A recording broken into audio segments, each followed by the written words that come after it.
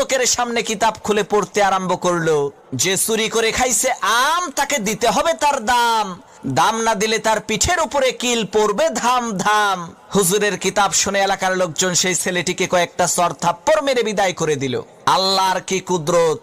কয়েকদিন পর সেই হুজুরের নিজের ছেলে ডাব চুরি করে খাইছে। তখন এলাকার লোকজন হুজুরের কাছে এসে বলছে, হুজুর, মানুষের ছেলে আম চুরি করে খাইছে দেখে বিচার করলেন, এখন আপনার ছেলে তো ডাব চুরি করে খাইছে, বিচার করেন তো দেখি। লোকদের কথা শুনে হুজুর তার কিতাব বের করে বলল, ভাইরা আমার, কিতাবে লেখা আছে যে চুরি করে খাইছে ডাব তার হয় নাই কোনো পাপ। তখন এলাকার লোকজন বলল, হুজুর বুঝলাম ডাব খাইলে পাপ নাই, কিন্তু আপনার ছেলে তো একেবারে পাকা জোনা খাইছে।